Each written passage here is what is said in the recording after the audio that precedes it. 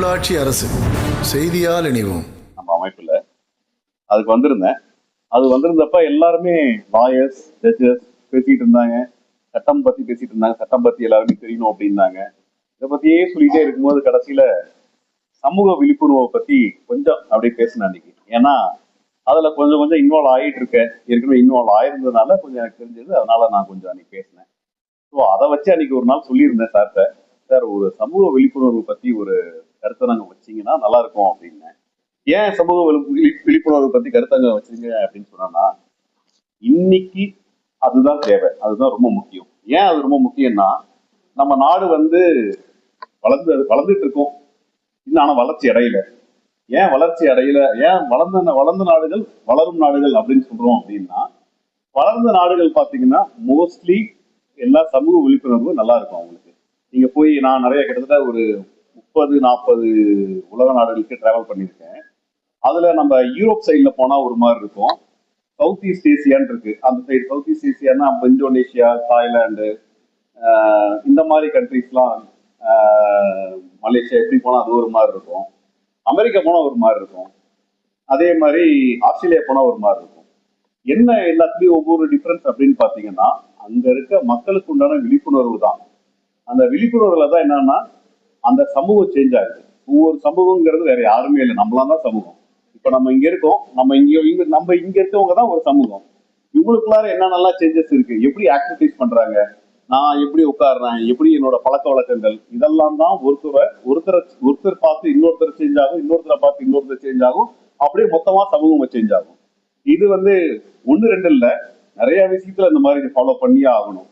கிட்டத்தட்ட ஒரு 17 கோட்பாடுகள் உலக அமைப்பு யுனைடெட் நேஷன்ஸ் சொல்றாங்க. அது பேர் எஸ்டிஜின்னு சொல்லுவாங்க, சஸ்டைனபிள் டெவலப்மெண்ட் கோல்ஸ் சொல்லுவாங்க. அது என்னன்னா, 2015 யுனைடெட் நேஷன்ஸ் என்ன சொல்றாங்கன்னா, சமூக விழிப்புணர்வு உலக மக்களுக்கு எல்லாத்துக்கும் தேவை. ஏன்னா உலக மக்கள் சமூக விழிப்புணர்வு கம்மியா இருந்தா இந்த உலகத்துல ஓசோன் லேயர்லாம் நிறைய ப்ராப்ளம்ஸ் வருது, அதனால உலகம் அழிஞ்சிடும். இப்படி எல்லாம் பேசிட்டு இருக்கும்போது அது அழியாம இருக்கவும் அடுத்த ஜென்ரேஷன், நம்ம கிட்டத்தட்ட எத்தனையோ நம்ம எல்லாம் பார்த்துருக்கோம். ராஜராஜ சோழன், கரிகார சோழன், என்னென்னமோ பேசிட்டு கிட்டத்தட்ட ஒரு 500, 2000 வருஷம், 3000 வருஷத்துக்கு பழமையான விஷயங்கள்லாம் நம்ம சொல்லிட்டு இருக்கோம்.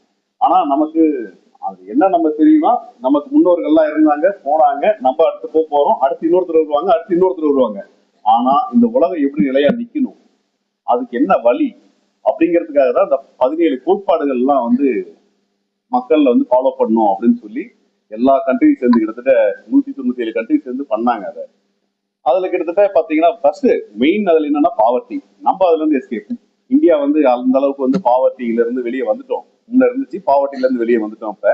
இப்ப ஆனா நிறைய என்விரான்மெண்டல்ங்கிறது, பொது சுகாதாரம், இந்த விஷயத்தெல்லாம் நம்ம ரொம்ப மோசமா இருக்கும். கால சூழ்நிலை இதுல எல்லாத்துலயும் மோசமா இருக்கும். அதுக்கு போகணும்னா நம்ம தான் ரொம்ப முயற்சி எடுத்து நம்மளை சேஞ்ச் பண்ணாதான் நம்ம வளர்ந்த நாடா மாற முடியும். நான் வெளிநாடுகள்லாம் போயிருக்கேன்னு சொன்னேன். யூரோப் கண்ட்ரிஸ் போறேன். ஃபார் எக்ஸாம்பிள் யூரோப்ல போனேன், ஒரு கருத்தரங்கத்துக்காக போனேன். கிட்டத்தட்ட ஒரு 15 நாள் கருத்தரங்கம். அதுல என்னன்னா, நம்ம இந்தியாவில 4 யூனிவர்சிட்டி, நம்ம ஒண்ணு, நம்ம கோயம்புத்தூர்ல இருந்து நாங்க ஒரு செட் ஆஃப் பீப்புள், விஜயவாடா ஒரு நிறைய பேரு, ஒரு 10 பேரு, அப்புறம் அகமதாபாத்ல இருந்து ஒரு 10 பேரு, பாம்பேல இருந்து ஒரு 10 பேர், இவங்களோட சேர்ந்து ஸ்வீடன் நாட்டுக்காரங்க, நெதர்லாந்து நாட்டுக்காரங்க, அப்புறம் யூரோப்ல இருக்க ஆஸ்திரியான்னு ஒரு கண்ட்ரி இருக்கு, அந்த நாட்டுக்காரங்க எல்லாம் சேர்ந்து ஒரு கருத்தரங்கம் நாங்க டிஸ்கஸ் பண்ணோம். அதாவது என்னன்னா, என்ன உலகம் எப்படி இருக்கு, உலகத்துல என்னென்னலாம் மாற்றங்கள் இருக்குங்கிறதுக்கு ஒரு டிஸ்கஷனுக்காக போறதுக்கு என்னன்னா, அந்த டாபிக் என்ன எடுத்துட்டோம்னா, ஸ்லம் அப்படின்னு ஒரு டாபிக் எடுத்தோம். ஸ்லம்னா என்னன்னா, நம்ம அதுக்கு காரணம் முத நாள் போய் உட்காரணும். ஸ்லம்னா என்னங்கிற வார்த்தைக்கே கிட்டத்தட்ட ஒரு 3 நாளா டிஸ்கஸ் பண்ணிட்டு இருக்கோம். எல்லாரும் யோசிச்சு பார்த்தா ஸ்லம் அப்படின்னா ஸ்லம் அப்படின்னு சொல்லிடுவோம் நம்ம. ஆக்சுவலா அதுல எக்கனாமிக்கல் வீக்கர் செக்ஷன், அதாவது வறுமைக்கு கீழே, வருமானம் கீழே இருக்கவங்க இருக்கிற இடமா, இல்ல பாவர்ட்டியில இருக்கவங்களா, இல்ல வேற என்ன அது காரணம் அப்படிங்கிறதே கிட்டத்தட்ட ஒரு 2 நாள் டிஸ்கஸ் பண்றோம். 2 நாள் டிஸ்கஸ் பண்ணிட்டு ஒரு சின்ன லைன் ஸ்லம்ங்கிறாங்க, அதை 2 நாள் டிஸ்கஸ் பண்றாங்களே அப்படின்னு யோசிச்சோம். அப்புறம் இதெல்லாம் 2 நாள் டிஸ்கஸ் பண்ணி ஃபைனலா ஸ்லம்ங்கிறது எல்லாம் தான் அப்படின்னு சொல்லி முடிவு பண்ணிட்டாங்க. முடிவு பண்ணிட்டு, சரி நீங்க எங்க ஊர்ல ஸ்லம் இருக்கு வந்து பாக்குறீங்களா அப்படின்னாங்க. சரி கூட்டிட்டு போங்க பார்க்கலாம் அப்படின்னு. இது வந்து ஆஸ்திரேலியா சரி கூட்டிட்டு போங்க பார்க்கலாம் அப்படின்னு. சரி போனோம் நாங்க ஸ்லம்முக்கு கூட்டிட்டு போறதுக்கு தேடி கூட்டிட்டு போறாங்க. கிட்டத்தட்ட ஒரு 100 கிலோமீட்டர் தாண்டி கூட்டிட்டு போறாங்க. ஏன்னா அங்க பக்கத்துல எதுவும் இல்ல, ஸ்லம் இல்ல, தூரமா கூட்டிட்டு போறாங்க. சரி போலாம் அப்படின்ட்டு ஸ்லம்முக்கு கூட்டிட்டு போனாங்க. அங்க போய் பார்த்தா பெரிய பெரிய அபார்ட்மெண்ட் ஃபுல்லா பாத்தீங்கன்னா நீங்க ஹைரைஸ் அபார்ட்மெண்ட்லாம் வெளியே வந்து எல்லாம் பிரைவேட் கம்பெனிஸ் எல்லாம் கட்டி சேல் பண்றாங்க பாத்தீங்களா. அதுல வந்து நிறைய அசோசியேஷன் எல்லாம் வச்சிருப்பாங்க, ஸ்விம்மிங் பூல்லாம் வச்சிருப்பாங்க. அந்த மாதிரி இருக்கு ஸ்லம்னு. உள்ளார கூட்டிட்டு போய் ஒரு ரூமை காட்டினாங்க. இதுதாங்க வந்து அதாவது வருமானம் பண்ண முடியாதவங்க தொழிலாளிகள் எல்லாம் வந்து இங்க தங்குவாங்க. வெளியில இருந்து மைக்ரன்ஸ்னா வெளிநாட்டுல இருந்து தப்பி ஓடி வந்து இங்க வந்தவங்க, வேலைக்காக வந்தவங்க, தேடி வந்தவங்க எல்லாம் வந்து இங்க வந்து தங்குவாங்க. அதுக்காக நாங்க கட்டி வச்சிருக்கோம் இதெல்லாம் அப்படின்னாங்க. சரி என்னன்னு போய் உள்ளார பார்த்தா, உள்ளார நம்ம 5 ஸ்டார் ஹோட்டல் ரூம் எப்படி இருக்கும் அப்படி இருக்கு. உள்ளார என்டர் ஆனவனே பாத்தீங்கன்னா லெஃப்ட் சைட்ல ஒரு கிச்சனெட்டுங்கிறது என்னன்னா அங்கேயே சமைச்சிக்கலாம், பாத்திரம் எல்லாமே வச்சிருக்காங்க. பக்கத்துல வார்ட்ரோப், டாய்லெட், பெட் வந்து நல்லா போட்டு ஏசி. அங்க ஏசி கிடையாது. அங்க வந்து என்னன்னா ஹாட் ஏர் இது இன்ஃபுளுன்ஸ் பண்ணுவாங்க, ஹாட் ஏர் தான் கொடுப்பாங்க, ஏன்னா குளிர் நிறைய இருக்கும். இதுல பார்த்துட்டு எங்களுக்கே இது ஸ்லம்மா அப்படின்னு சொன்னாங்க. ஆமா திஸ் இஸ் ஸ்லம் அப்படின்னாங்க. இதுதான் ஸ்லம் அப்படின்னாங்க. இதுதான் வந்து மக்கள் வந்து ஏழ்மையான மக்கள் தங்கக்கூடிய இடம் இது அப்படின்னாங்க. எங்களுக்கு எல்லாத்துக்கும் ஒரே ஷாக். சரி அதுதான் அப்படின்ட்டு கீழே இறங்கி வரோம். வந்த உடனே இங்க வந்து ஸ்விம்மிங் பூல்லாம் இருக்கு அப்படின்னாங்க. இங்க ஒரு அசோசியேஷன் வச்சிருக்கோம், ஸ்விம்மிங் பூல் இருக்கு அப்படின்னாங்க.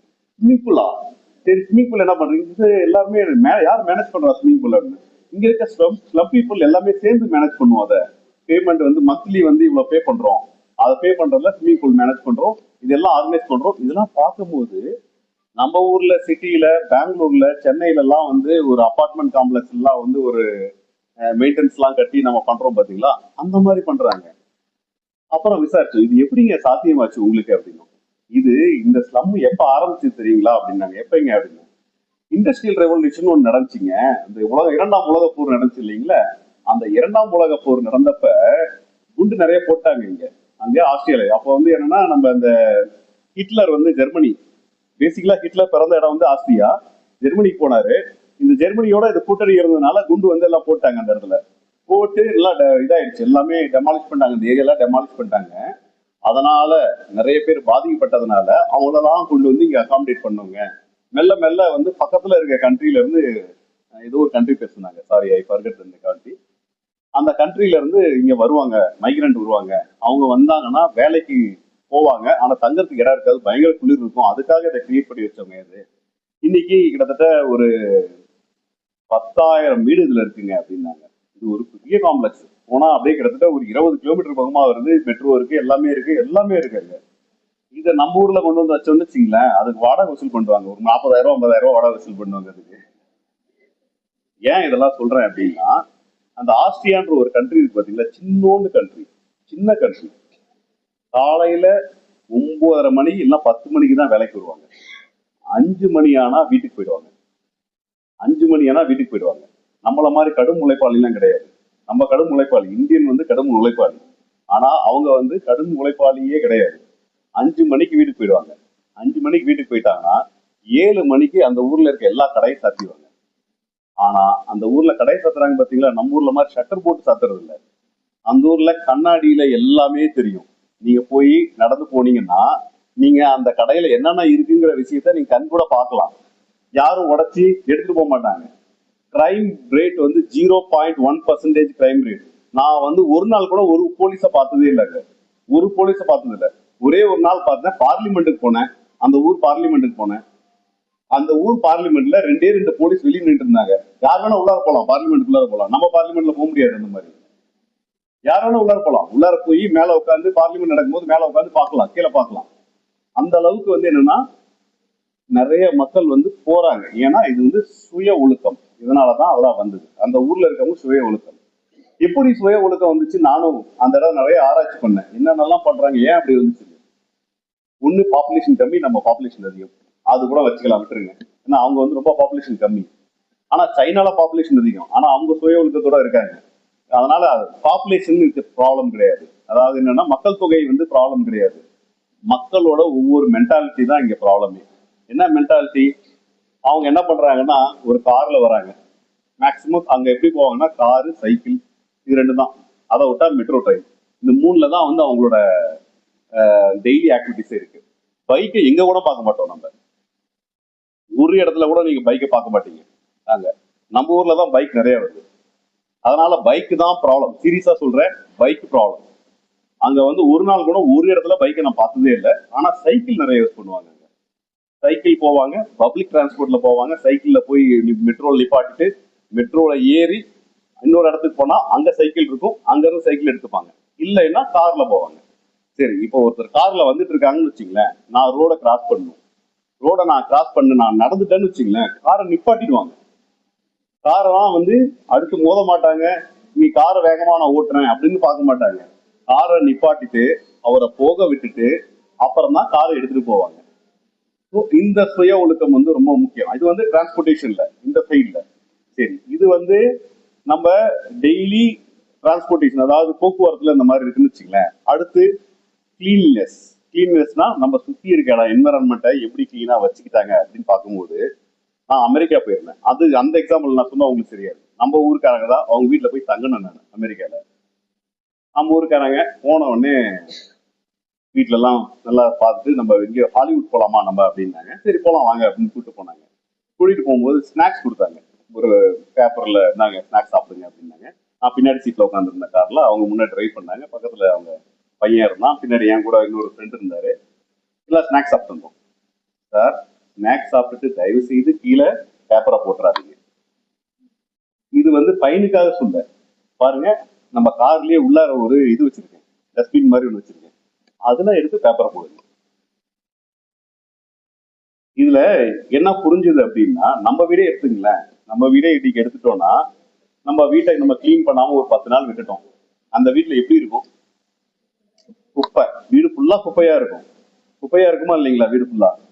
அதே மாதிரிதான் நாடு, வேற ஒண்ணுமே இல்லை. நம்ம பாருங்க, இன்னைக்கு என்ன வேணா பாருங்களேன், ரோட்ல ஏதாவது ஒண்ணு விற்பாங்க, நம்ம வாங்குறோம், சாப்பிடுறோம், இப்படியே தூக்கி போட்டு போயிடுவோம்.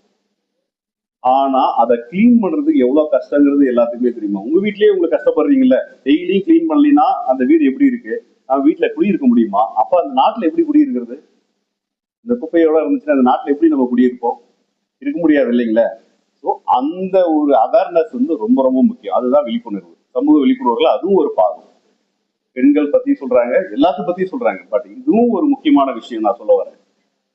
இப்ப நம்ம கோயம்புத்தூரே எடுத்துங்களேன். நான் இந்த போன தடவை சொன்னேன், நான் master plan, Coimbatore master plan நான் பண்ணேன். கோயம்புத்தூர் மாஸ்டர் பிளான்ல பண்ணும்போது பாத்தீங்கன்னா 2002 பாத்தீங்கன்னா நிறைய மரம் இருந்திருக்கு, செடி இருந்திருக்கு, நிறைய பக்கம் இருந்திருக்கு. இன்னைக்கு கணக்குப்படி பாத்தீங்கன்னா 48% காலி. அதுல 100க்கு 48% இல்ல. எப்படி மழை பெய்யும்? எப்படி வந்து நம்மளுக்கு வந்து கிளைமேட் அப்படியே இருக்கும்? கிளைமேட் மாறும், வெயிலா இருக்கும். வெயிலா இருந்தா என்ன ஆகும் தெரியுமா? அடுத்து தூசி வரும் உள்ளார. வெயில் இருந்தா தூசி வரும். வெயில் பட பட பட என்ன ஆகும்னா, அந்த எர்த்ல இருக்கிறது தூசி கிளம்பும். தூசி கிளம்பா உங்க வீட்டுக்குள்ளார தூசி வரும். வீட்டுக்குள்ளார மட்டும் தூசி வராது, இந்த ஊரே தூசியா இருக்கும். வெயில் எவ்வளவு எவ்வளவு கம்மியாகுதோ அவ்வளவு தூசி கம்மியாகும். அதனாலதான் பாத்தீங்கன்னா அந்த யூரோப்பியன் கண்ட்ரிஸ் எல்லாம் பாத்தீங்கன்னா அவ்வளவோ தூசி இருக்காது. கிளீன் பண்ணணும்னு கூட அவசியம் இல்லை.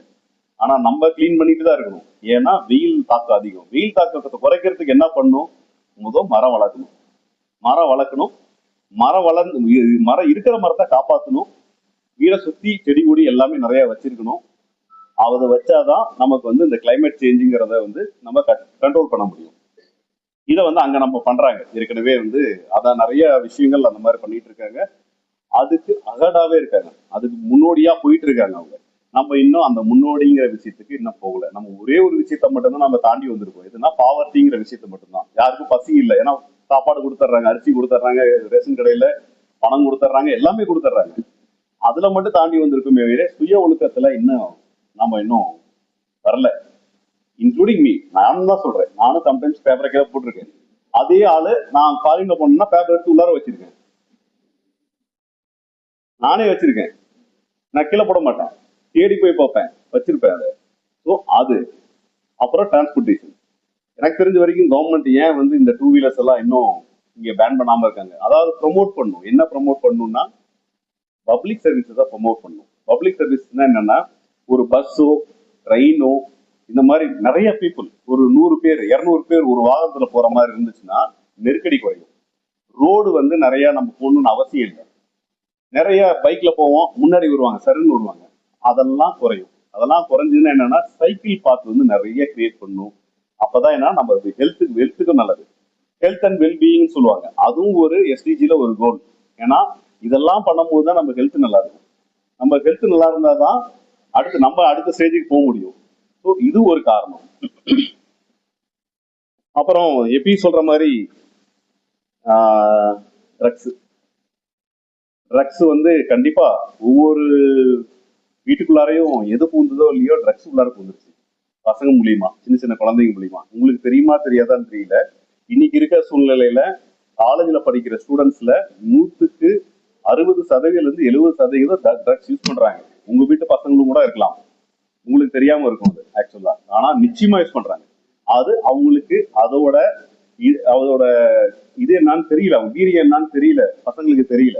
தெரியாம இப்போ வருஷம் போய் ஒரு பையன் ஜாயின் பண்றான், 4வது வருஷத்துலயே 3வது வருஷத்துலயே படிக்கிற பையன் என்ன பண்றான், இதெல்லாம் பண்ணா நல்லா இருக்கும் அப்படின்னு சொல்லிட்டு அவன் என்ன பண்றான், அது யூஸ் பண்ண ஆரம்பிச்சிடறானுங்க. இதெல்லாம் இவனுக்கு பழக்கி விட்டு யூஸ் பண்ண ஆரம்பிச்சிடறாங்க.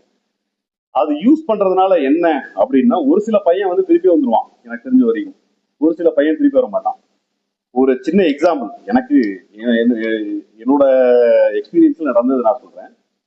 ஒரு முஸ்லீம் பையன் தேனியில இருந்து வந்து படிக்கிறான். அந்த பையன் ஃபர்ஸ்ட் இயர் முடிச்சுட்டான், செகண்ட் இயர் முடிச்சுட்டான், தேர்ட் இயர்ல வந்து சடனா அவனுக்கு என்ன ஆயிடுச்சுன்னா மென்டலி சம் ப்ராப்ளம். என்ன ப்ராப்ளம்னு எனக்கு தெரியல, காலேஜ் வரல. ஹாஸ்பிட்டல்ல போய் செக் பண்ணாங்க, எல்லாம் போய் பார்த்தாங்க, ஹாஸ்பிட்டல்ல போய் பார்த்துட்டு ஒரு 6 months பிரேக் எடுத்தான் அந்த பையன். 1 year பிரேக் எடுத்துட்டு திருப்பி வந்து ஜாயின் பண்ணான். திருப்பி வந்து ஜாயின் பண்ண உடனே பையன் நல்லா இருக்கான் சார், ஹாஸ்பிட்டல்லாம் ரிப்போர்ட் பண்ணிட்டாங்க, கொஞ்சம் பிரெயின்ல ஒரு இது இருந்துச்சு, சரி பண்ணிட்டோம் அப்படின்னாங்க. சரி நான் சேர்த்திட்டு அந்த வருஷம் வந்து டூர் போகணும், ஸ்டூடெண்ட்ஸ் வந்து டூர் போகணும். ஒவ்வொரு வருஷமும் தேர்ட் இயர்லயோ ஃபோர்த் இயர்லயோ படிக்கும்போது north India south India tour கூட்டு போவோம். அப்போ போகும்போது நார்த் இந்தியா டூர் போகணும். நார்த் இந்தியா டூரு கிளம்பிட்டாங்க, கூட 2 ஸ்டாஃப் போயிட்டாங்க. இவங்க ட்ரெயின்ல போயிட்டு இருக்காங்க. சடனா இந்த பையன் என்ன பண்ணிருக்கான், நைட்டு ஒரு 11 மணி 12 மணி இருக்கும், சண்டிகர்ல இருந்து ஜெய்ப்பூர்ல இருந்து சண்டிகருக்கு ட்ரெயின் போயிட்டு இருக்கு. இவன் நடுவில் ஒரு ரயில்வே ஸ்டேஷன்ல இறங்கி எங்கேயோ ஓடி போயிட்டான் இந்த பையன். இவங்க சண்டிகர்ல போய் பாக்குறாங்க, ஆளை காணும். நைட் தூங்கிட்டு இருந்த பையன் ஆளை காணும். அப்புறம் இமிடியட்டா நைட்டு ஒரு 3 மணிக்கோ 4 மணிக்கோ எனக்கு கால் பண்ணி, இந்த பையன் எங்கேயோ மிஸ் ஆயிட்டான், எங்கேயோ ட்ரெயின்ல பார்த்தாங்க, ஜெய்ப்பூர்ல ஏதோ ஒரு ஸ்டேஷன் வரைக்கும் பார்த்தாங்க, அதுக்கப்புறம் அவனை காணும் அப்படின்னாங்க. சரி நான் இமிடியட்டா இங்க இருந்து ஓடினேன், போய் பார்த்தேன் என்ன பண்ணலான்ட்டு. உடனே காலையில 5 மணிக்கு ஃபிளைட் பிடிச்சி டெல்லிக்கு போய், இதுக்கு முன்னாடி என்னன்னா அங்க இருக்க ஒரு ஸ்டாஃபோட ரிலேட்டிவ் வந்து பஞ்சாப்ல ஒரு எஸ்பி இருந்தாரு, அவர்கிட்ட போய் கான்டாக்ட் பண்ணி அந்த பையனை போய் இங்க ட்ரேஸ் அவுட் பண்ணிருக்காங்க, போய் ட்ரேஸ் அவுட் பண்றது பாத்துருக்காங்க. நாங்க தேடிட்டு இருக்கோம், அவங்க பேரண்ட் கேட்கறாங்க, என்னன்னு கேட்கறாங்க. கடைசியில பார்த்தா அந்த பையன் வந்து ஆக்ரா போயிருக்கான். அங்க இருந்து ஆக்ரா போயிட்டு சடனா அவங்க அப்பா கால் பண்ணி, எனக்கு பணம் அனுப்பிவிடுங்கன்னு இருக்கான். சரி பணம் அனுப்பிவிடுறேன், நீ வந்து டெல்லியில அங்க ஒருத்தர் அனுப்பிச்சுடுறேன், எங்க இருக்காருன்னு நிசாமுதீன் ஸ்டேஷன்ல இருக்கேன் அப்படின்னு இருக்கான். டெல்லிக்கு நான் அனுப்பிச்சுடுறேன், நீ அந்த ஸ்டேஷன்லயே இரு, அந்த ஆள் வரும், ஒரு பையன் வந்து பணம் கொடுப்பான்னு சொல்லிட்டு அங்க இருக்க வச்சு கடைசியில போலீஸ் ஸ்டேஷன்ல பிடிச்சி அவனை உட்கார வச்சா தெரியுது அவன் தேவையில்ல என்னென்னமோ பேசுறான். அவன் பாட்டுக்கும் வாய்க்கு வந்தது பேசுறான், என்னமோ சொல்றான். அவங்களுக்கு யாருக்குமே புரியல. நான் இவனை தேடி நான் சண்டிகர் போயிட்டேன். அவர் சண்டிகர்ல இருந்து சொன்னாங்க, டெல்லி ஸ்டேஷன்ல பார்த்து அந்த பையனை பார்த்தாச்சு, உட்கார வச்சிருக்கோம் அப்படின்னு. ஸ்டேஷனுக்கு வரேன். ஸ்டேஷனுக்கு வர்றவனே என்னை பார்த்தவனே, சார் எனக்கு கல்யாணம் ஆக போகுது அப்படின்னா. ஏதாவது கல்யாணம் ஆக போதா, சரி என்ன விஷயம் சொல்லு அப்படின்னு. இல்ல எனக்கும் இந்த ஒரு பொண்ணு பேர் சொல்லி இந்த பொண்ணுக்கு கல்யாணம் ஆக போகுது அப்படின்னா. சரி இங்க கமல் அப்பா தான் வந்து தாலி எடுத்து கொடுக்க போறாரு, அவங்க அப்பா பேர் கமல் இல்லையே, வேற ஏதோ வச்சு அப்படின்னு நானே யோசிச்சு இருந்தேன். யாரு கமல்னா யாரு, உலகநாயகன் கமலஹாசன் அப்படின்னா. இப்படியே வேற மாதிரி பேசிட்டே இருந்தான். எனக்கு ஒண்ணுமே புரியல 2 செகண்ட். என்ன உண்மையிலுமே என்ன ஆச்சு இந்த பையனுக்கு, எனக்கு அந்த பேக்ரவுண்ட்லாம் தெரியல, அந்த பையனுக்கு என்ன ஆச்சுன்னு பேக்ரவுண்ட்லாம் தெரியல. தெரியாம என்னென்னமோ பேசலாம். கடைசியில ஒரு ஸ்டேஜுக்கு அப்புறம் எனக்கு தெரிஞ்சிச்சு, சம் மென்டலி ஏதோ ப்ராப்ளம் ஆயிடுச்சு, இந்த பையனுக்கு ஏதோ மென்டல் ப்ராப்ளம் இருக்கு அப்படின்னு முடிவு பண்ணிட்டு நேரா அவனை கூட்டிட்டு அப்படியே ஒரு ஃபிளைட் புக் பண்ணிட்டு எங்க ஃபாதர்-இன்-லா வீட்டுக்கு போனேன். போயிட்டு வீட்டுக்குள்ளார சொன்னேன், ஒரு டீ ஒண்ணு கொடுங்க, அவனுக்கு டீ பிடிக்கும். டீல ஒரு தூக்க மாத்திரை போட்டேன்.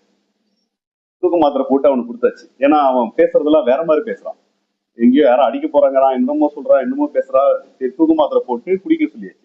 கார்ல கூட்டிட்டு போறேன், தூங்கவே இல்லை. அப்புறம் ஃபிளைட்ல போய் உட்காடுறேன். ஃபிளைட்ல ஏர் ஹோஸ்டஸ் வந்து ஒரு 4 அது வந்து இந்தியன் ஏர்லைன்ஸ் ஒரு 4 பசங்க வந்தாங்க. சார் இவன் வந்து என்னை கொல்ல வரான் சார், அவன் எனக்கு இவனுக்கு தான் சார் வாரு அப்படி இப்படிங்கிறான், நான் அவனை அடிக்க போற சார் இருக்கிறான். எனக்கு ஒண்ணுமே புரியல 2 செகண்ட். அப்புறம் போய் நேரா ஏர் ஹோஸ்டஸ்ல போய் ஒரு டீ கிடைக்குமா அப்படின்னேன். டீலாம் இங்க இல்லைங்க, ஒன்லி காஃபி தான் அப்படின்னாங்க. இல்ல அந்த பையன் ஒரு மாதிரி, நான் கொஞ்சம் அவனுக்கு டீ தான் சாப்பிடுவான், அதுல ஒரு பீஸ் போடணும், தூக்க மாத்திரை போடணும், அதுக்காக கேட்டான். அப்புறம் அந்த பொண்ணுக்கு வச்சிருந்த டீ கொடுத்தாங்க. கொடுத்த உடனே அதை அவன்கிட்ட கொடுத்து அப்பயும் தூங்கல, அப்பயும் தூங்கல. நான் என்ன பண்றதுன்னு தெரியல எனக்கு. நான் பக்கத்துல உட்காந்துட்டு கிட்டத்தட்ட 2.5 மணி நேரம் என்னால அந்த டார்ச்சர் என்னால ஃபேஸ் பண்ணவே முடியல. வந்து இங்க கோயம்புத்தூர்ல இறங்கி அவங்க அப்பாட்ட ஹேண்ட் ஓவர் பண்ணிட்டு, அவங்க அப்பா வந்து பிரியாணி வாங்கிட்டு வந்து என்கிட்ட கொடுக்குறாரு. ஐயோ வேணாம் நீங்களே வச்சிங்க அதை அப்படின்ட்டு அவர் தனியா கூட்டு போய் என்னதாங்க பிரச்சனை அப்படின்னா, இந்த பையன் வந்து 10th படிக்கும் போதுல இருந்து ட்ரக்ஸ் யூஸ் பண்ணியிருக்கான். அந்த ட்ரக்ஸ் வந்து 10th இருந்து ஆரம்பிச்ச ட்ரக்ஸ் இன்னைக்கு வந்து அந்த பையனோட மென்டல் இல், அந்த பையனோட மூளையில பாதிப்பாயிடுச்சு அந்த ட்ரக்ஸ். அப்ப அந்த பையனோட வாழ்க்கை என்ன ஆயிடுச்சு? இப்ப வீட்டுல ஒரே பையன், ஒரே பையன். அவங்க அப்பா வந்து தேனியில வந்து பெரிய தோட்டம் வச்சிருக்காரு, மாந்தோப்பு அது இதுன்னு நிறைய வச்சிருக்காரு. யாருக்காக இதுக்காக வச்சிருக்காரு? இப்ப யாருக்காகவும் இதுக்காகவும் வச்சிருக்கல. இப்ப அந்த பையன் இன்ன வரைக்கும் அவனால வந்து ரீகெயின் ஆக முடியல, இந்த மூளை ரீகெயின் ஆகவே இல்லை இன்னும். எதனால அப்படின்னா ட்ரக்ஸ் பண்ண வேலை தான் இப்ப. அப்ப ட்ரக்ஸுங்கிறது வந்து ஒரு பெரிய ஒழிக்க வேண்டிய ஒரு முக்கியமான விஷயம். இன்னைக்கு சூழ்நிலைக்கு அதுதான் ரொம்ப ரொம்ப ரொம்ப ரொம்ப முக்கியமான விஷயம். எப்படி என்விரான்மெண்டல் ஒன்றும் அதே மாதிரி ட்ரக்ஸ் வந்து இன்னொன்று. ட்ரக்ஸ் வந்து ஒவ்வொரு வீட்லயும் நம்ம வந்து அவங்க குழந்தைகளை கண்காணிக்கணும். நம்ம பையன் நல்ல பையன் அப்படின்னு யாரும் நினைக்காதீங்க, தயவு செய்து நினைக்காதீங்க. வீட்டுல எல்லாரும் நல்ல பையன், வெளியே போனா அவன் எப்படின்னு நமக்கு தெரியாது. அதனால ஒவ்வொரு வீட்லயும் ஒவ்வொரு பேரண்டோடையும் கடமை என்னன்னா, அவங்கள்ட்ட நிறைய வந்து அட்வைஸ் பண்ணணும், உட்காந்து ஃப்ரெண்ட்லியா பேசணும். ஃப்ரெண்ட்லியா பேசி பேசி பேசி பேசி அந்த பையனை வந்து மூளைச்செலவைன்னு சொல்லுவாங்கல்ல, மற்றவங்க தான் பண்ணுவாங்களா, பேரண்ட்டும் தான் பண்ணணும், மூளைச்செலவை தான் பண்ணுவாங்க. அந்த சூழ்நிலை தான் இன்னைக்கு இருக்கும். நம்ம வெளியே மூளைச்செலவு பண்றதுக்கு பதிலாக நம்ம மூளைச்செலவு பண்ணாங்க. ஆனா அதுக்கு என்ன பண்ணும், நம்ம ஃப்ரெண்ட்லியா மூவ் பண்ணணும். ஃப்ரெண்ட்லியா மூவ் பண்ணி இந்த மாதிரி மாத்தினால் ஒழிய இந்த ட்ரக்ஸ் வந்து மாறவே மாறாது. என்னதான் போலீஸ் வந்து போய் ட்ரக்ஸை பிடிச்சி அவங்கள கொண்டு போய் அரெஸ்ட் பண்ணாலுமே அது வந்துட்டே தான் இருக்கும், வராமலாம் இருக்காது. அது ஒரு பெரிய மாஃபியா, அது எல்லாத்துக்குமே தெரியும். அதை நம்ம பசங்கள்ட்ட வராம இருக்கிறதுக்கு வழி என்னன்னா, நம்ம வந்து பேசணும், தைரியமா பேசி அவங்கள உட்கார வைக்கணும். ஸோ இது ரொம்ப ரொம்ப இம்பார்ட்டன்டான விஷயம். அடுத்தது வந்து தண்ணி. இந்த தண்ணி இருக்கு பாத்தீங்களா, நம்ம வாட்டர். நம்ம ஊர்ல வந்து நிறைய லேக்ஸ் இருக்கு, பார்த்துருப்பீங்க. கிட்டத்தட்ட ஒரு அந்த காலத்துல வந்து சோழர்கள் வந்து நம்ம கோயம்புத்தூர்ல வந்து லேக்ஸ் கட்டினாங்க. சோழர்கள் ஏன் லேக்ஸ் கட்டினாங்கன்னா, தண்ணி வந்து நம்ம மலையில இருந்து நிறைய தண்ணி வந்து வெளியே போயிட்டே இருக்கு, கடலுக்கு போயிட்டே இருக்குன்னு நம்மளோட விவசாயத்துக்காக அங்கங்க ஒரு லேக்கை கிரியேட் பண்ணி, ஏரியை கிரியேட் பண்ணி அந்த தண்ணியை பாசனத்துக்காக வச்சிருந்து, அதுல இருந்து அடுத்த லேக்கு ஃபில் ஆகி, மழை பெஞ்சுன்னா ஒரு லேக்ல இருந்து இன்னொரு லேக் ஃபில் ஆகும், இன்னொரு லேக்ல இருந்து இன்னொரு லேக் ஃபில் ஆகும். அப்படிதான் ராஜவாய்க்கால் அது இது நிறைய பண்ணி வச்சிருந்தாங்க. இன்னைக்கு அதோட சூழ்நிலை எல்லாம் போய் பாருங்களேன், கொஞ்சம் எப்படி இருக்குன்னு பாருங்களேன். நம்ம கோயம்புத்தூர்ல நடுவில் போனா ஏதோ ஸ்மார்ட் சிட்டியில நாங்க போட்டிங் விட போறோம் அப்படி இப்படின்னாங்க. எங்க விட முடிஞ்சது? ஏன் விட முடியல? என்ன காரணம் அதுக்கு? கால்வாய் இருக்கிறது அடுத்து ஒண்ணு, அந்த தண்ணி ஏன் இப்படி ஆச்சு? யாரு காரணம் அதுக்கு? அந்த சீவேஜ் வாட்டருக்கு யாரு காரணம்? நம்ம தான் காரணம், வேற யாரும் காரணம் இல்லை. எல்லாரும் சொல்ற மாதிரி எல்லாம் இது வந்து சாயப்பட்டறையில வர தண்ணி எல்லாம் கிடையாது, இண்டஸ்ட்ரியில வர தண்ணி எல்லாம் கிடையாது. கோயம்புத்தூர்ல இருக்க தண்ணி நம்ம குளிக்கிறோம்ல அந்த தண்ணி தான், வேற ஒண்ணுமே இல்லை. நம்ம சோப்பு போடுறோம் பாத்தீங்களா, அந்த சோப்புல இருக்க ஆசிட் தண்ணி தான் அது, வேற எந்த ஊரும் இல்லை.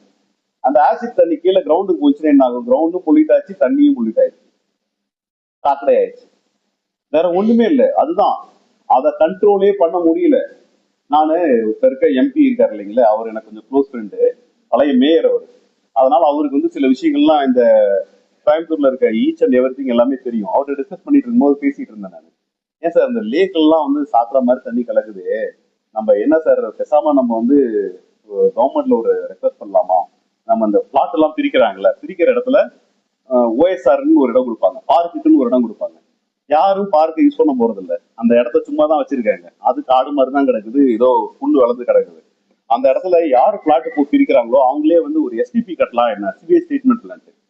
ஏன்னா அந்த ஏரியாவுக்கு இப்ப பிளாட் பிரிக்கிற இடம் ஒரு 20 ஏக்கர் இருக்குன்னு வச்சுக்கோங்க, ஒரு 10 ஏக்கருக்கு மேல இருந்தா 10 ஏக்கருக்கு மேல ஒருத்தர் பிரிக்கிறாருன்னா ஒரு எஸ்டிபி கட்டி கொடுக்கணும் அப்படின்னு சொன்னா என்ன? அப்ப என்னன்னா அந்த 10 ஏக்கர்ல யார் யாரெல்லாம் குடியிருக்காங்களோ அதோட கழிவெல்லாம் அங்க போய் அது ட்ரீட் ஆகி அங்க இருந்து தண்ணி வந்து மத்த ரீயூஸ் பண்ணலாம். எங்கேயாவது அக்ரிகல்ச்சருக்கு போகலாம், இல்ல வெளியே வந்து ரோட் சைட்ல மரத்துக்கு விடலாம், எல்லா பக்கமும் விடலாம். அந்த மாதிரி பண்ணலாமே அப்படின்னு அவர்கிட்ட கேட்டேன். சரி, இது ஓகே, நல்ல ஐடியா தான், அது யார் பாத்துக்கிறது அப்படின்னு கேட்டாரு. அந்த கொஸ்டின் தான் ஃபர்ஸ்ட் கொஸ்டின் கேட்டாரு. இதெல்லாம் நல்ல ஐடியா, யார் பாத்துக்குவா? நாங்க அதெல்லாம் நிறைய யோசிச்சிட்டோம், யார் பாத்துக்குவா அப்படின்னாரு. யார் பாத்துக்குவாங்கன்னா கவர்மெண்ட். கவர்மெண்ட் என்னத்தை பாத்துக்கும் சொல்லுங்க, எவ்வளவு பாத்துக்கும் கவர்மெண்ட்? நீங்க ஒரு 10 எஸ்டிபினா பாத்துக்கும், ஓகே. நீங்க சொல்றது பாத்தீங்கன்னா ஒவ்வொரு ஏரியாவுக்கும் ஒரு எஸ்டிபி போடுங்க அப்படிங்கிறீங்க. அத்தனை ஏரியாவுக்கு எஸ்டிபி யார் பாத்துக்குவா? அப்ப மக்கள் தான் பாத்துக்கணும். அப்ப மக்கள்னா யார் மக்கள்? நம்ம தான் பாத்துக்கணும். அப்போ ஒரு அசோசியேஷன் மாதிரி ஃபார்ம் பண்ணி பாத்துக்கலாம் சார். அந்த அசோசியேஷன் எல்லாம் போட்டா பணத்துக்காக சண்டை போட்டுக்குவாங்க சார் அவங்கலாம் அப்படின்னாரு. பணத்துக்காக சண்டை போட்டுக்குவாங்க. அசோசியேஷன்ன்ற முறை என்னன்னா வந்து உண்மையான உழைப்பா இந்த இடத்துல சரி இந்த இதெல்லாம் கழிவுலாம் வரக்கூடாது, நம்ம ஆளுக்கு ஒரு 100 ரூபா போடுவோம், ஆளுக்கு 50 ரூபா போடுவோம், போட்டு அதுக்கு வந்து மெயின்டெனன்ஸ், கண்டிப்பா மெயின்டெனன்ஸ் வரும், ரன்னிங் காஸ்ட் வரும் அதுக்கு. ஏன்னா கழிவுக்கு என்ன பண்ணுவாங்கன்னா ஈவன் கவர்மெண்ட்டுக்கே ரன்னிங் காஸ்ட் வரும். சம்டைம்ஸ் பணம் இல்லாம ஓடாமையே நிற்கும் நிறைய இடத்துல. இப்ப நிறைய இடத்துல பாத்தீங்கன்னா குரூப் ஹவுசிங் சொல்லுவாங்க. குரூப் ஹவுசிங்னா என்னன்னா ஒரு அபார்ட்மெண்ட் காம்ப்ளெக்ஸ், சின்ன சின்ன வீடுகள்லாம் எல்லாமே சேர்ந்து ஒரு 100 வீடு சேர்ந்தது ஒரு காம்ப்ளெக்ஸ்ல இருக்காங்களா, ஒரு எஸ்டிபி போட்டிருப்பாங்க. நல்லா போய் பாத்தீங்கன்னா தெரியும். அது இருந்தாதான் அப்ரூவலே கொடுப்பாங்க கவர்மெண்ட்ல. அந்த இடத்துல ஃபர்ஸ்ட் ஒரு 2 வருஷம் ஓடும், 3வது வருஷம் இருந்து ஓடாது. அது அப்படியே வெளியேற்றுவாங்க. அந்த கழிவு நீரை அப்படியே வெளியேற்றிடுவாங்க. ஏன் அப்படி வெளியேற்றினாங்கன்னா அவங்களுக்கு ரன்னிங் காஸ்ட் வரும். ரன்னிங் காஸ்ட் இவ்வளவு வந்தா எல்லாம் பிரிச்சு கொடுக்கணுமே, இதாகுமே அப்படின்னு சொல்லிட்டு அந்த ரன்னிங் காஸ்ட்டுக்காக பயந்துட்டு அவங்களே வெளியேற்றுவாங்க. ஸோ இந்த மாதிரி சூழ்நிலையில எப்படி சார் பண்ணுவீங்க நீங்க அப்படின்னு கேட்டாரு. மக்களுக்கு அது விழிப்புணர்வு இல்லைன்னா, மக்களே அதை பத்தி யோசிக்கலைன்னா நீங்க போட்டு என்ன பிரயோஜனம்? அது வந்து சும்மா தான் கிடக்கும். அது ரன்னே பண்ண மாட்டாங்க அது அப்படின்னாரு. அப்புறம் யோசிச்சேன், கரெக்ட், அது முதல்ல விழிப்புணர்வு இருந்தா தானே அவங்க பண்ணணும் சார். அப்போ ஒவ்வொருத்தையும் பிரச்சாரம் மாதிரி பண்ணலாம் சார். யாரு கேட்பா அப்படின்னாரு. பிரச்சாரத்தை யாரு கேட்பா அப்படின்னாரு. நம்ம தான் சார் பண்ணுவோம் அப்படின்னு ஒவ்வொரு ஏரியால இருக்க முக்கியமான ஆட்கள் எல்லாம் கூப்பிட்டு இந்த மாதிரி பண்ணா நல்லா இருக்கும், அந்த மாதிரி பண்ணா நல்லா இருக்கும், ஒவ்வொரு இடம் சேஞ்ச் பண்ணாலே நல்லா இருக்கும் அப்படின்னு. அது கேட்கணும், அது சொல்ற மாதிரி ஆள் இருக்கணும், அதுக்கு ஒரு குரூப்பா ஒவ்வொரு ஏரியால ஆள் இருக்கணும். அப்ப அவங்க என்ன பண்ணுவாங்க, அதை எடுத்து நடத்துவாங்க. அப்படி எடுத்து நடத்தினா என்ன ஆகும்? கழிவு நீர்லாம் வந்து என்ன ஆகும்? சுத்திகரிக்கப்பட்டு வேற யூஸ் பண்ணலாம்.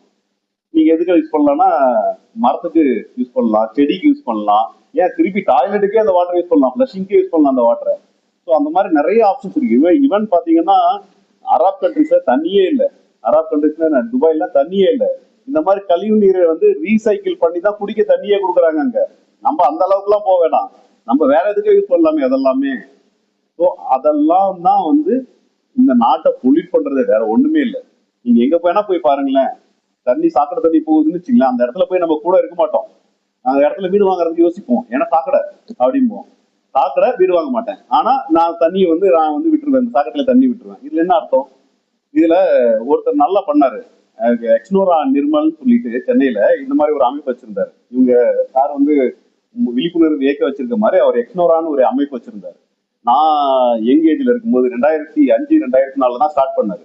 எப்படி அதை ஸ்டார்ட் பண்ணாருன்னா, அவருக்கு வீடுக்கு இடம் கிடைக்கல எங்கேயுமே.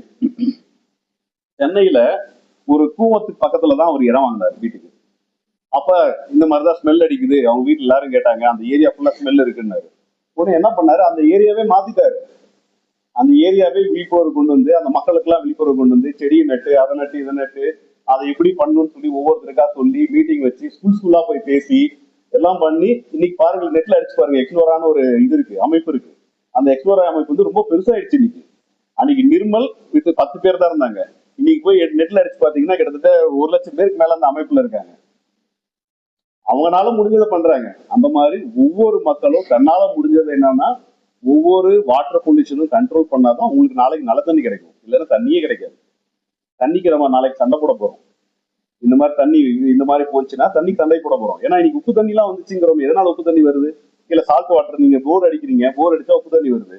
எதனாலன்னா இந்த பொல்யூட்டட் வாட்டர் அந்த வழியா போறதுனால அது கீழே வந்து சால்ட் டெபாசிட் ஆகும். அதாவது சால்ட்டிங்கிறது வந்து என்னன்னா பொல்யூட்டட் வாட்டர் தான். அது ஆக்சுவலா நீங்க உப்பு தண்ணி வரதெல்லாம் பொல்யூட்டட் வாட்டர்.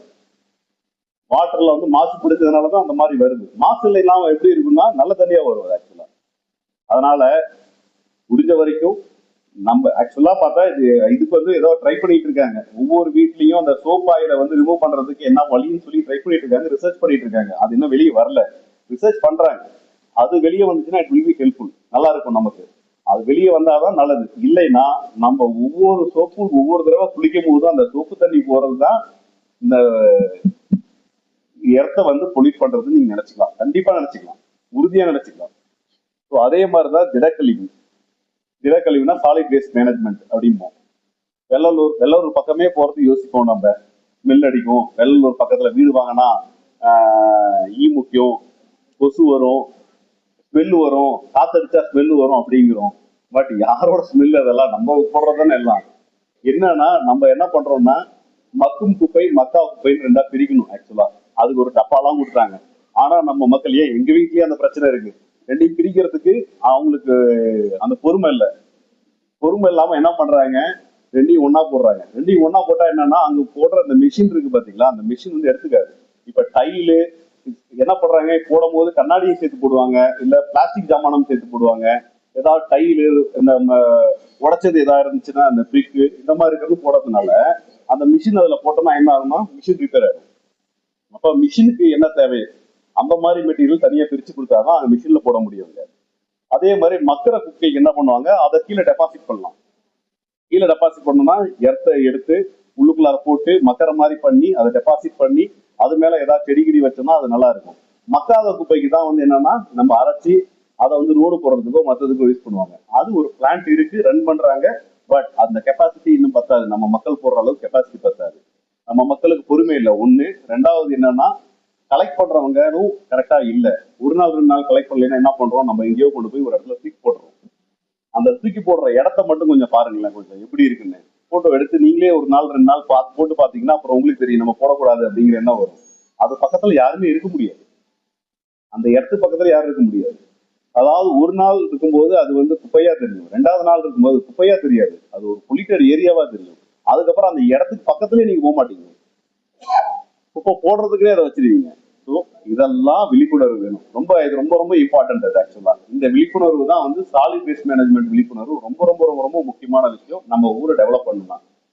இதுல என்னை பொறுத்த வரைக்கும் நான் இந்தியா ஃபுல்லும் டிராவல் பண்ணேன், வேர்ல்டு ஃபுல்லா டிராவல் பண்ணியிருக்கேன்.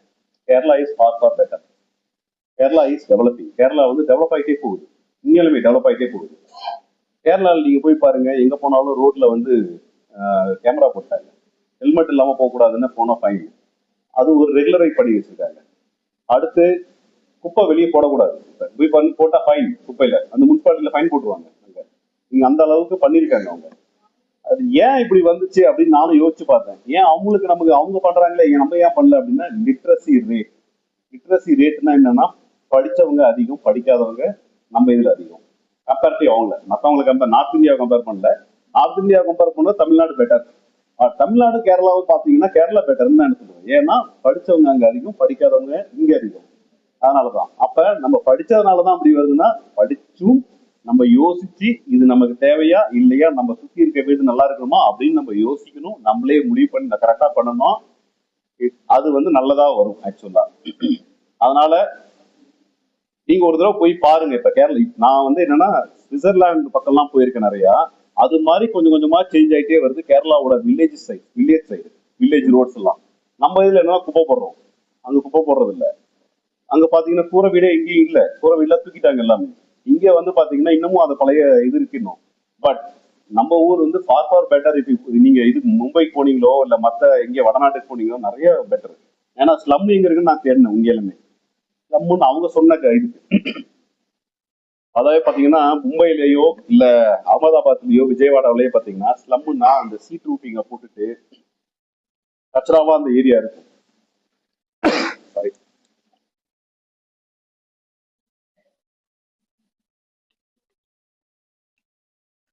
அதாவது இந்த ஜிஐ சீட் ரூட்டிங் போட்டு வெயில்ல கஷ்டப்பட்டு சுத்தி இருக்க இடங்கள்லாம் கிளீன் பண்ணாம ரொம்ப வந்து ஒரு மாதிரியா அந்த இடம் இருக்கிறது பாத்தீங்கன்னா இந்த மும்பையில பாத்தீங்கன்னா தாராவி ஏரியா, அதே மாதிரி அகமதாபாத்ல ஒரு சில நல்லா இருக்கு. அந்த மாதிரி நம்ம கோயம்புத்தூர்ல இல்லவே இல்லை. அது வரைக்கும் we are really good compare to others. Even சென்னையை கம்பேர் பண்ணும்போது நம்ம நல்லா இருக்கும் அந்த விஷயத்துல பரவாயில்ல. பட் நம்ம எதுல மாறணும் அப்படின்னா சுய ஒழுக்கத்துல கண்டிப்பா மாறியே ஆகணும். நம்ம அது மாறினாதான் நம்ம அடுத்த ஸ்டேஜுக்கு போக முடியும். இல்லைன்னா நம்ம அதே ஸ்டேஜ்லயே இருப்போம். அதே விழிப்புணர்வு இல்லாம, சமூக விழிப்புணர்வு இல்லாம இப்படியே இருந்துட்டே இருப்போம். இப்படியே போயிடுவோம். அடுத்த ஜென்ரேஷன் இப்படிதான் இருக்கு. நம்மளை பார்த்து அடுத்த ஜென்ரேஷன், நம்ம குழந்தைங்க நம்மளை பார்த்து தான், அடுத்து அவங்க குழந்தைங்க அவங்கள பார்த்து தான். அதனால மாற்றம் வந்து ஒவ்வொன்றா கொஞ்சம் கொஞ்சமா மாறினாதான் நம்ம வந்து வளர்ந்த நாடா மாற முடியும். அதனால ஐ திங்க் ரொம்ப நேரம் எடுத்துட்டேன்னு நினைக்கிறேன். சமூக விழிப்புணர்வுங்கிறது ரொம்ப ரொம்ப ரொம்ப ரொம்ப முக்கியமான விஷயம். ஒவ்வொருத்தருக்கும், ஒவ்வொரு மக்களுக்கும், இந்த நாட்டுல இருக்க ஒவ்வொரு மக்களுக்கும் அப்படி ஒவ்வொருத்தரும் ஒவ்வொரு அவங்களோட உரிமை என்ன, அவங்களோட சமூக கடமை என்னன்னு தெரிஞ்சு பண்ணால் ஒழிய இந்த நாடு வளரக்கூடிய வாய்ப்பே இல்லை. இதுதான் என்னோட கருத்து. வாய்ப்பு அளித்தமைக்கு சாருக்கு ரொம்ப நன்றி, குமார் சாருக்கு ரொம்ப நன்றி, மற்ற அமைப்புக்கும் ரொம்ப நன்றி. தேங்க்யூ.